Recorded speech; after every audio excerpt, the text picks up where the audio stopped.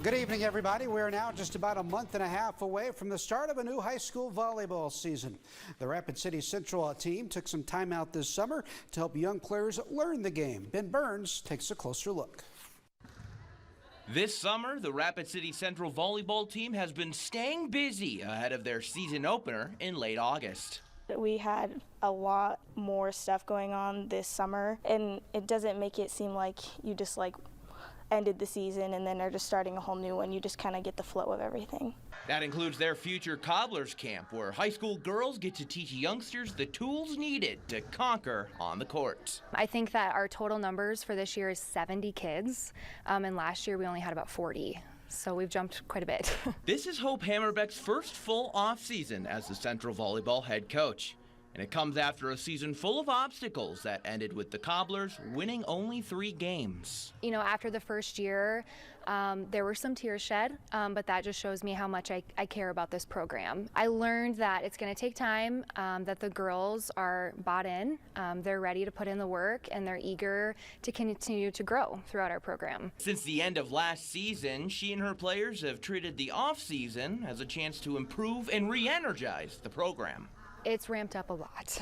You know, last year I didn't have as much time to build during the off season, and this season I've had so much time. Coach Hammerbeck's plan for long-term success includes involvement with girls in middle school and younger. We're definitely building a lot with the middle school. So I actually held a coaches meeting this past spring with the middle school coaches to collaborate on having a shared program. We're actually going there once a week during season to go see their practices and step foot in their gym, and then they're coming into ours. It's really great to start young, so then they can see what our culture is like, and you want them at a young age to want to be a Central Cobbler. So that's what we're trying to build. And events like these have the entire team excited about what's to come for the Cobblers this fall. I'm looking forward to seeing my teammates and how we're going to grow through the entire season. My early season goals are definitely to have more of that positive mentality. I want them to believe that they can win, so I want them to push through 100% throughout every single set. In Rapid City, I'm Ben Burns reporting. Thank you very much, Ben, and props to the Cobbler volleyball team for taking some time out to help those younger players. Now, the Spearfish Legion baseball team made the trip down to the Panhandle of Nebraska to play a doubleheader against Chadron today. Game 1 was a tight one, with post 164 coming up just short, losing 10-9. Now, Game 2 is still going on. They're in the bottom of the 5th inning right now, with Chadron leading by the score of 13-9.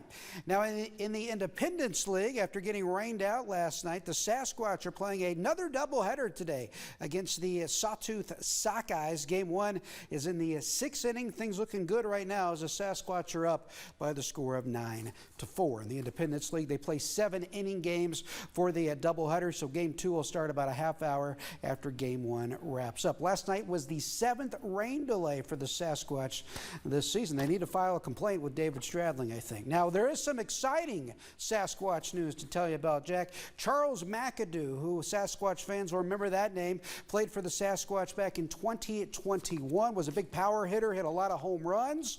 He was selected in the Major League Baseball draft by the Pirates in the 13th round. So congrats to Charles McAdoo, former Sasquatch player, getting selected in the MLB draft. So what's coming up tonight, Vic? Big night tonight on the local baseball scene. Of course, we have the Little League Sub-District Tournament off and running.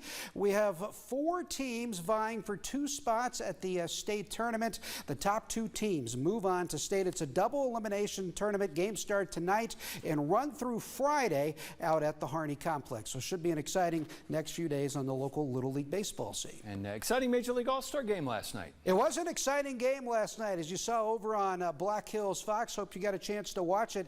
The National League got the win by the score of 3-2, and the Rockies catcher Elias Diaz hit the winning home run, and he was named the game's MVP. So, in a rather disappointing year for the Rockies, some good news. They had the All-Star MVP. All right. Thank you very much, Vic.